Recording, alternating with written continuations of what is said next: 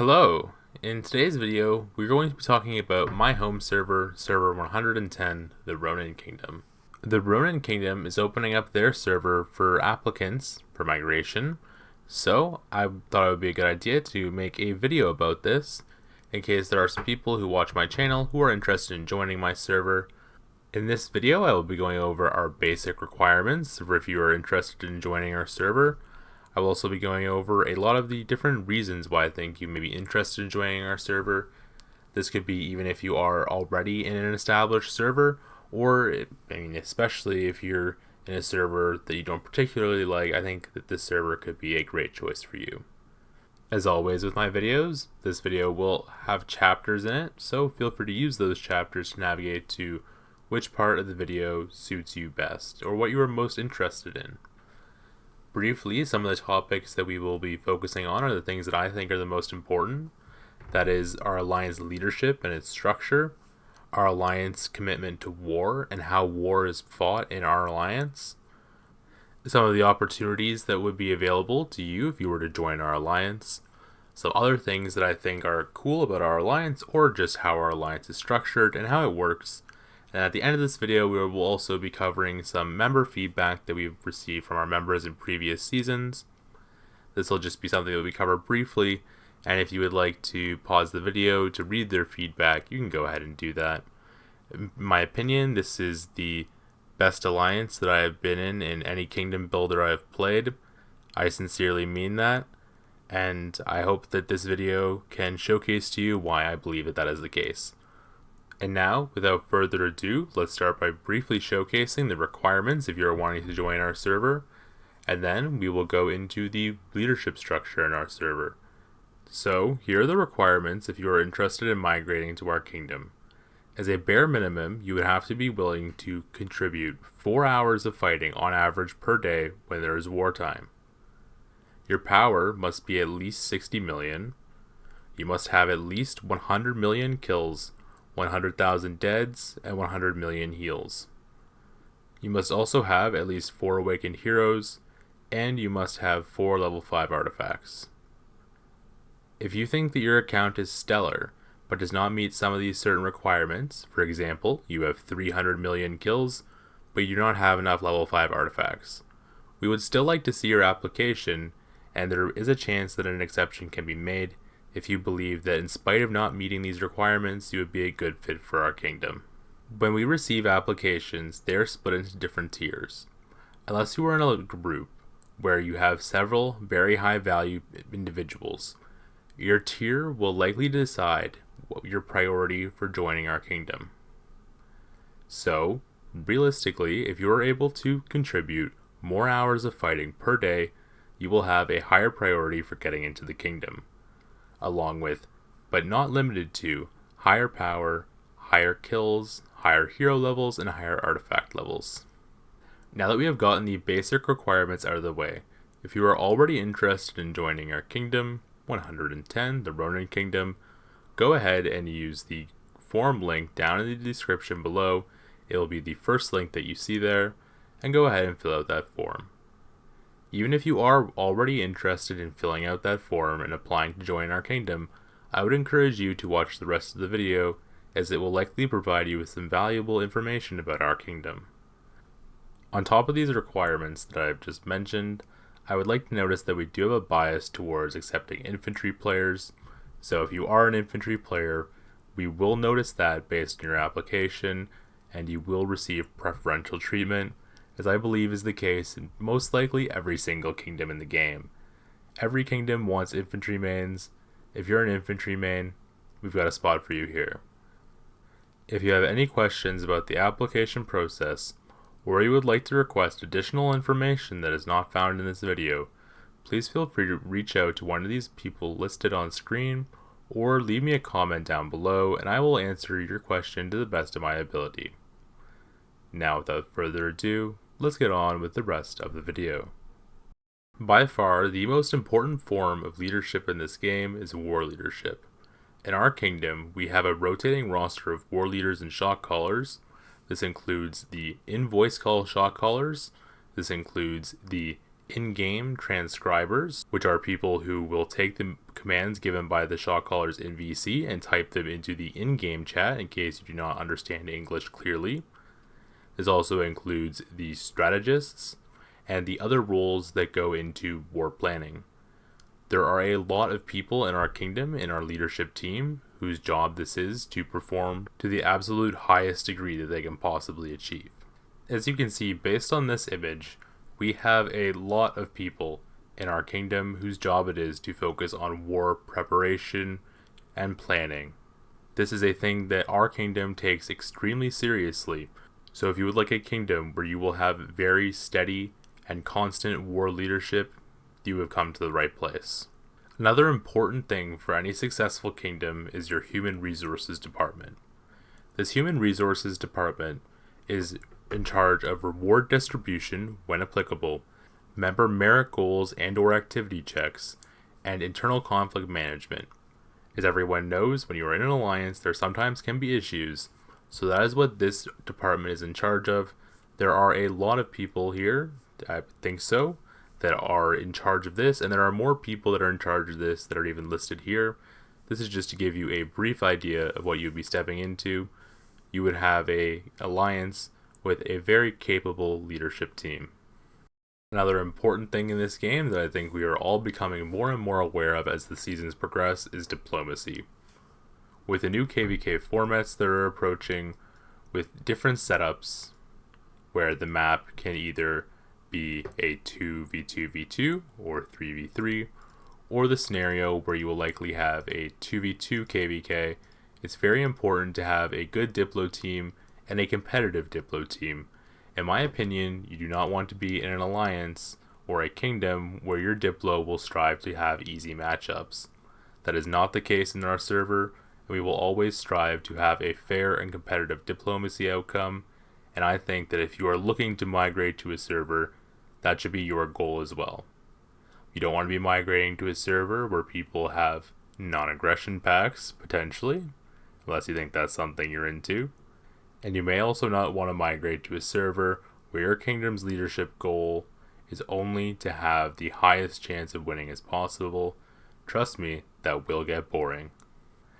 As you can see, in our server, we have a very well-structured leadership team that covers every single topic that you could possibly imagine, and in each of these scenarios, in each of these departments, we have leadership that have dedicated their time to doing these specific tasks in order to better the lives of the members in our alliances and in our kingdom. Another one of the very important roles that some of our staff members play is when it comes to building. I think that in our kingdom we do a very good job of this, and shout out to people in our kingdom like Ledadal and Sinedra whose job this is to perfect. And another thing that the kingdom staff of the kingdom that you are in are responsible for is your general image in the overall Call of Dragons community and your allies and other servers. I believe that in our kingdom we maintain a relatively good image compared to the vast majority of other servers, and our allies are strong in other servers. Of course, I do not want to mention exactly who those people are, but just know that if you were to join our kingdom, you would not be in a kingdom that is on an island where everyone around them despises them. And now, before we get into our kingdom's war effort and what you could expect when you were joining our kingdom, I would first like to talk about what time of day events are typically scheduled at, and what nationality or where the majority of our alliance members come from. First, the majority of our alliance members tend to be from North America and Europe. We do have quite a few alliance members from countries like Russia, countries in Asia, Southeast Asia, etc., but I would say that 70% or so are split between North America and Europe. Given that, currently a lot of our events tend to take place between 18 and 24 UTC. When we host Kingdom Buffs, those have historically been at 1630 UTC. In our kingdom, we do have polls to help us better serve our members for fluctuating the times of when events occur, so if this is something you are concerned about, you can also feel free to reach out to our recruitment team. One thing to note is that with Roots of War, the times for this fluctuate, and if you are interested in playing Roots of War, trust me, you will have a spot to do that here. based on your time slot, it may not be in the number 1 alliance or the number 1 flagship team in our kingdom. However, there will be a spot for you somewhere, no matter what time you would like to play at. And now, onto our kingdom's war effort. I've had a lot of fun since I joined this kingdom, fighting in wars with the help of our shot callers in VC, and also with the strategy and how we approach wars in general. On my channel, you can find several videos of me fighting alongside my alliance members, and there are also some videos on another channel that is run by our kingdom that I will have links to several of these videos down in the description below. If you would like to just watch some fighting, I have these videos playing on screen briefly here, but you can also find the links to these videos down in the description. I would highly encourage you to go watch some of those if you are interested in seeing how our alliance fights, and there will be more videos on our alliance's PvP coming in the future. And again, one of the most important things when you are looking for a good kingdom to fight in is your 24/7 leadership.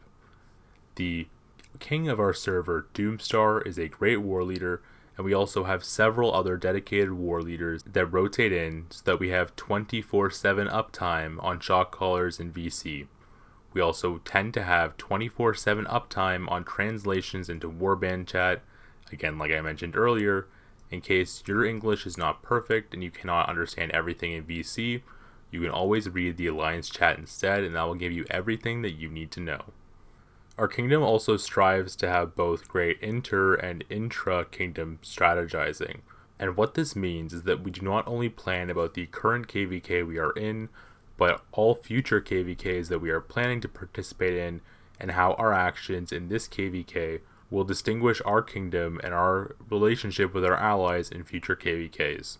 If you decide to join our kingdom, you can expect to join a kingdom that will fight with both honor and integrity, and you will also have a very fun time fighting. The shot callers in our kingdom have very good judgment, and often remind members who are fighting on the front lines to be conservative with their troops and to take good trades. I'm not sure how customary this is in all alliances, but I know some alliances in particular do like to tell their members to go all out and to fight to the death even when they are taking 1 to 10 trades, when instead these alliances could wait 5 minutes to regroup and then have the advantage. In our kingdom, our strategists go for every advantage they can in order to give our members the best trades possible. Not only does this better your account, better your stats, and a bunch of other ways, but this also leads for a more fun environment in my opinion, and I think that you would enjoy that. Another thing that you can expect if you join our kingdom is pings. You will get several reminders when it is time to fight. This is very good to have both good transparency and good communication between the staff that are in charge of war leading and the members who need to see this information. It is important for you to respond to these Discord pings, as it will tell you when to come online to smash your enemies and get merits. During wartime, one of the very important things to have as well is a good infantry presence on the field, and I can say that this is something that we definitely do have.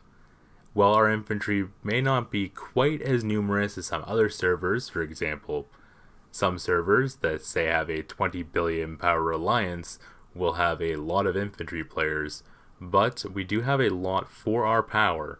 For our kingdom size, we are growing our infantry numbers quite rapidly, and we do have a much better strategy for using our infantry players than other kingdoms that we fought against, who tend to just send their infantry right at us, feeding us merits for days and days. If Roots of War tends to be your thing, in our kingdom, the shot callers that we have lead our normal fighting are also very experienced at leading Roots of War. We do have people that are dedicated to leading our Roots of Wars. However, we also have several fallback people in case that initial person is unavailable to shot call that week. Regardless of what shell you play in for Roots of War in our kingdom, whether it is the most competitive or least competitive alliance, you will have a dedicated war lead in there for the entire time shot calling your Roots of War event. This can be the difference maker, as we have won Roots of War events against kingdoms that were 500 million more power than us in their Roots of War matchmaking, and I think that is pretty cool, and our shot callers were definitely the deciding factor in that instance. Our kingdom is also looking forward to when Roots of War championships become available. This will be a lot of fun to formulate a winning strategy to take our kingdom up to the top of the leaderboards. If you are interested in being part of that, that is another reason why you would want to apply to our kingdom. Another thing that I would like to point out as well, that may be one of the most important factors, at least for me when it comes to war and fighting, is that at the end of the day, the goal is to have fun, and that is something we do here, and not only do you want to have fun, you want to be a good sport about it. In this kingdom, we will have fun and fight for honor, whether we were expected to win or lose, and I will say, I lost my first KVK with this kingdom, and I had the most fun I've ever had playing this game while doing it.